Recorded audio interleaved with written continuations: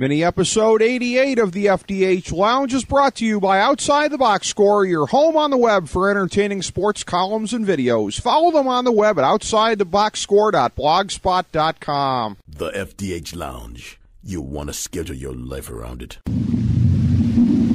A long time ago, on a gloomy, wet Cleveland spring night, two men stand alone amidst the late-night drizzle. Their voices echo across the vacant station parking lot as they debate the merits of the great American radio show that have been missing for far too long. On that night, an idea was born. That idea became the FDH Lounge.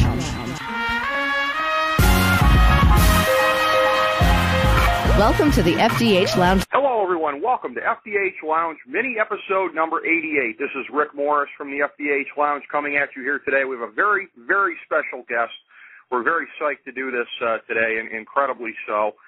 We are the show, of course, where nothing is off topic, but we've got a soft spot in our heart for pro wrestling from day one. We've been fortunate to have on a number of great guests lined up, as this one was, by our senior producer, the FDH New York Bureau, Steve Cervillo. While I'm mentioning folks, I'd also like to mention our great friend Russ Cohen from Sportsology, making this platform available to us yet again for a guest discussion here. We've greatly enjoyed getting to do this over the last several months. We thank Russ tremendously for his help in that regard. But as I was saying, we like having on really any of our interesting guests. We've been fortunate enough to have the giants in a number of different fields, Bob Barker, Tommy Lasorda, Steve Perry. When you're looking at the field of pro wrestling, certainly today's guest is right there with them. He's one of the greats of his business. Like one of our previous guests, George Steele, it's an interesting thing. He's best known to the casual fan for the tail end of his career when he was in the national spotlight in the WWF. That's really kind of unrepresentative. Really, the more you know about pro wrestling, the more you appreciate what this guy did, because his career really was defined on what he did in the NWA. He was probably the biggest pillar of the National Wrestling Alliance back in the 70s, and he holds the record in the territorial era of pro wrestling. Nobody ever held the world title on more different occasions than he did, 8 times. There have been folks who have had the NWA title more times than 8, but not all in the territorial era as he was, having to travel around from locale to locale and really having to be on top of many, many, many different territories at the same time as the unifying NWA World Heavyweight Champion. Subsequently, in the 90s, he managed Lex Luger and Big Van Vader when they were world champions in WCW, so he is a manager of champions also. And again, he also headlined the first real mega event in pro wrestling. And yes, kiddies, before WrestleMania, there was Starrcade. Starrcade 83, he was on top defending the title against the Nature Boy Ric Flair in what certainly went down as a classic. He is billed on his website as the best wrestler on God's green earth, and I would certainly concur with that. It's our pleasure to welcome to the program the legendary Harley Race. Harley, welcome to the FDH Lounge, sir. Pleasure to have you on. Yes, Bud, it's a pleasure being here with you. It's like always, anytime that anyone being involved in wrestling as far and as long as I was, you get an opportunity to talk about it, you're thankful. Well, actually, you talk about the depth of your involvement with it here. Let's start from that, Harley, because that really intrigues me, as I think it would anybody in the audience getting a chance to hear about it. I know that your roots really stretch to the carnival days back, I guess, around, the late 1950s, and that, to me, is fascinating because that's a part of the business that really stretches back to the earliest days of it. The carnivals around this time last century when pro wrestling really came to be what we know it as today. So what did you learn from the folks who had that passed down to them over the years on the carnival circuit? Well, be prepared for just about anything because you had no idea where it was coming from or how it was coming. Well, there's a very good reason, then, was there not, that back in those days when you were learning the business, that Lou Thez was the guy who was on top a good part of the time with the NWA because, again, I think his book was called Shooter. you really had to be somebody, as you were, and you were reputed for this, I know, when you were going from territory to territory. That really was important, wasn't it, to be able to ward off against the double cross or something that might be coming politically? Yeah, you had to be able to take care of yourself, and back during that point in time, and it was a good thing because you never knew when you were going to be tested. You know, the odds of it happening were slim to none, but occasionally it would happen, and you had to be prepared for all that. That's why and I'm fairly sure Thez was the same way. Anything that happened in the ring virtually came from me calling it. Well, that was, I know that was the tradition, certainly, with the champion going from territory to territory. So you had to be ready and able to do that. You had to be ready and able for, again, as you said, and correctly so, I mean, the odds of somebody pulling something were probably remote, but you had, I guess, have your guard up just in case. But what were some of the other things that went with that, Harley? Life on the road, particularly that stretch in the 70s into the 80s with being the traveling world champion, territory to territory. It's a very unique life. It seems to me that it must be being responsible for having to help keep up so many different territories at the same time.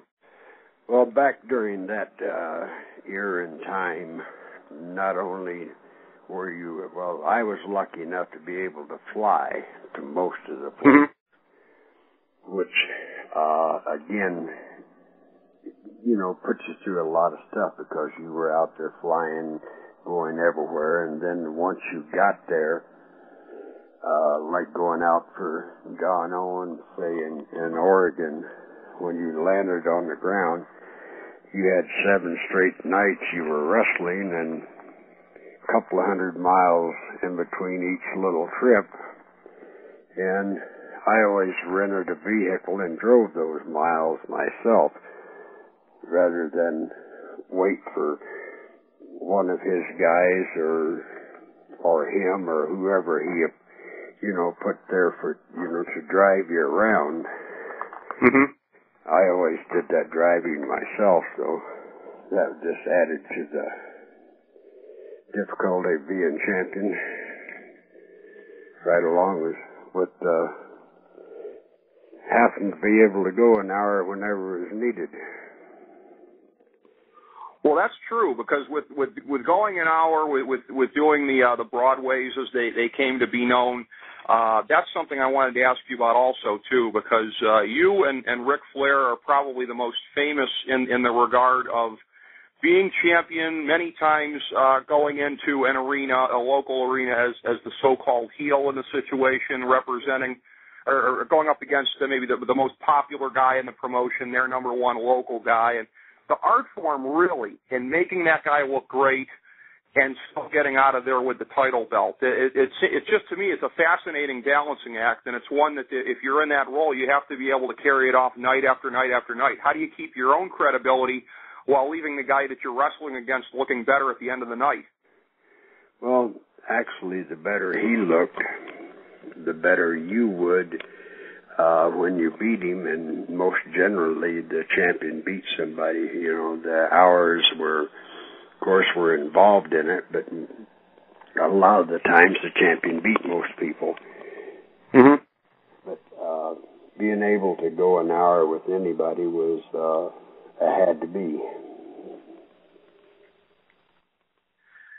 That would be very challenging. That would be very, just, you know, in terms of the cardiovascular system and everything else that would go with that. And when you factor in all of the travel and everything else, leading up to what was the big match that we had referred to previously, the match with Ric Flair at Starrcade '83. You had detailed this in your book I had read a couple of years ago, about everything that went into that, the temptation of Vince McMahon coming into play because he had every interest at that point in time in breaking up that match, because he was about to take his own promotion national. So talk about the pressure of going into that situation of, first of all, the temptation of the offer from Vince, and also knowing that you were going to be tasked with really helping to cement Ric Flair and make him the man for the next several years here. That match was going to be just so vitally important. So please talk about the thought process of everything that went into that night.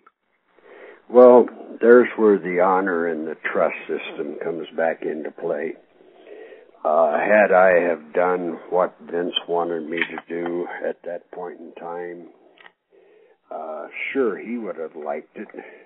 But again, there would always have been that trust factor there with him. Well, whenever I want him to not be king of the ring, what happens if he doesn't want to be?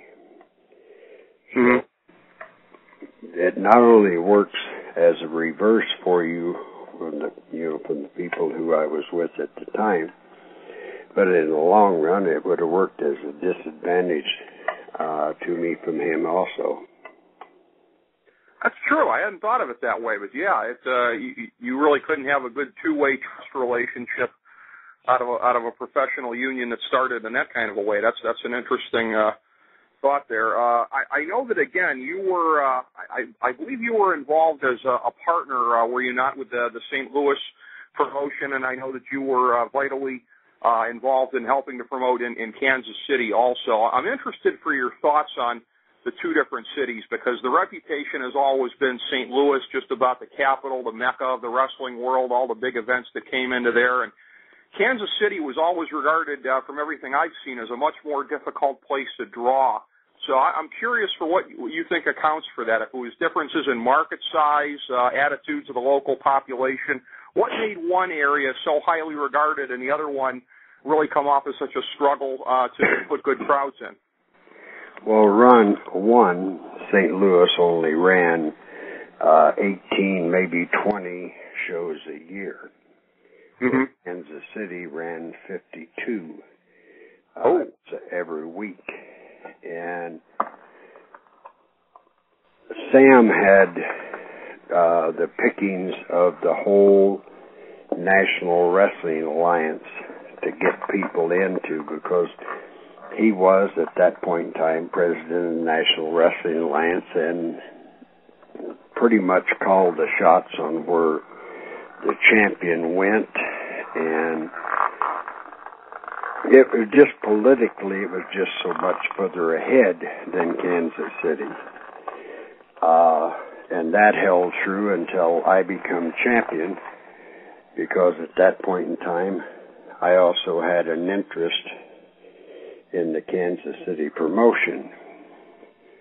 So it became a lot easier to get the champion once I was their champion than it was beforehand. It's interesting because Kansas City, that was something that you had mentioned in your book. I think it was in Kansas City where you made the visit, if you will, to the WWF folks when they came through town, when they were starting to promote there at that point in time. And that was, of course, in your latter days as a wrestler and promoter in that area. And subsequently, you would go on to join them. I'm very curious. I read in Jerry Lawler's book where he was talking about an incident of where the WWF was advertising that the King was going to be coming under their banner to Memphis and Nashville and some areas, of course, meaning you, but it was leading the local fans into thinking that he had joined the WWF. So he didn't mention that in any way of having any bad feelings towards you, but I'm just curious how wrestlers kind of regard one another under the circumstances. Is it something where if somebody else is working the same gimmick, is it just kind of a thing where wrestlers are like, oh, that guy's only doing what he's got to do, or do hard feelings sometimes come into it if they feel that their own financial interests are threatened? Well, of course, the hard feelings are going to come into it anytime you're threatened financially. I was just fortunate enough to be able to be pretty much at the right spots at the right point in time during that year, even though it was, with McMahon coming in and taking the whole thing over with. I was pretty much through my run as being out there as world champion, going to everywhere. Mm-hmm. So I could follow it up as king of the ring, going around to probably a third of the time that that I had to spend when I was out there as a world's champion. When you're wrestling as world's champion, you're going across the world and wrestling anybody and everybody, and 2/3 of the guys you were wrestling, you had to pretty much lead the thing and carry it totally along, or it wasn't going to come out right to start with. I don't know if that's what I'm saying, but... Oh, no, I know exactly. And versus when you were in the WWF, that was a pretty star-studded crew and pretty experienced, and guys who'd really kind of made their bones, a lot of them like you, before they even got there in the first place, with the way that Vince was gobbling up the talent. You alluded to that as far as being king of the ring and winning that tournament not long after you got there, and that was essentially sort of Vince's stand-in for acknowledging your past, because he never used the initials NWA. He never would have put you over as 7-time world heavyweight champion or anything like that. So that was his way, clearly, everybody knows, of acknowledging your past and trying to leverage it, but without being so blatant about it. I'm curious for your thoughts on the presentation of the King gimmick, because I know that in some instances when guys who've gone there and they've had they've been business opponents, if you will, of Vince's previously, there's always thought about is Vince trying to pull a rib once he's got them working for him. Did you ever see any of that in the presentation of the character, from the very ornate purple robe and the crown to anything like that, or did you just see it as being a normal part of a royal gimmick? No, I had the good fortunate opportunity to be the guy that chose that as I saw fit for it. And of course, being in that position, I wanted to present it as well as it could possibly be done, and I think I did a damn good job of it. Yeah, it was, it was very, very rich colors. It looked, I couldn't tell from TV exactly, but that thing looked like it was velvet or something very soft. That robe that you had, it looked like it was very comfortable, Harley. Yeah, it was a very, very comfortable robe, and a very expensive one, because at that point in time, Vince was picking up what it cost, and I had it made, so I had the choice of making it how I wanted it, as the King would have had it. That's beautiful. Money is no object when Vince is picking up the tab. I love that. But as far as that goes, you were a little bit, I guess it was under a year into the gimmick when you were coming up on this time of year. It was WrestleMania 6, of course, WrestleMania 3, and I'm just curious for your thoughts on this, because today, of course, all of the events that they have every year for WrestleMania are in the domed stadiums, or sometimes open air, as will be the case this year and next year. But regardless, crowds of that size, overwhelming atmosphere. Can you describe for our listeners what it's like to step out there on that kind of a stage and just have people as far as the eye can see? You know, as being world's champion, I was in a lot of total sellouts in some pretty big buildings. Walking out there in front of 90+ thousand people was just, totally unreal. And being able to perform in front of an audience like that and keeping them involved in what you were doing was great, and I thought I did a pretty damn good job of that. Just, being involved in that type of an atmosphere was phenomenal. Absolutely. And going out there and having an entertaining match with Junkyard Dog, and going through all of that with him, and him being one of the big regional draws of the era before he came there, was just really entertaining to see the two of you squaring off on the big stage there. Subsequently to that, when you moved on from the WWF and into WCW. I'm curious for what the approach was as far as being the in-ring manager of Lex Luger and then Big Van Vader. I mean, I know that, and I think most people know that a lot of times it may just be image as far as a promoter putting together wrestlers and a manager, and but sometimes it goes deeper than that, and sometimes there are real life connections. It always seemed to me, and from everything I've ever seen and things that I've heard people say, that there really was a kind of a connection with you, with Luger, and then subsequently Vader, in terms of helping them and tutoring them on being the top guy in the promotion and what it takes to be on top and how you present yourself as champion. Were you that involved in the mentoring role with these guys when you were put together with them? Well, somewhat so, yes. People like that, of course, have got their own opinions, and if they got any, you know what, they're going to make sure that some of their opinion comes through in it. I was able to do it because of the respect that those guys had for me and what I had done for so many years in front of them. So it was kind of a flip of a coin, but we managed to work it out where it worked good for both sides. It did look like it was a good situation as far as how those guys came along and progressed and developed into that role. I'm curious who made of it when Big Van Vader went on top, coming over from Japan. You having had extensive experience in Japan also, you had pretty much made your bones in America before you went over there, and he pretty much got to the level that he was at in working in Japan and then coming to America and establishing himself in WCW. Well, what are some of the more important things that wrestlers will pick up when they're over there in the Japanese promotions? Whether there's somebody who's already established like you or somebody like Vader who's making his reputation while he's there? Well, kind of all falls back to how you or yourself is personally respected there.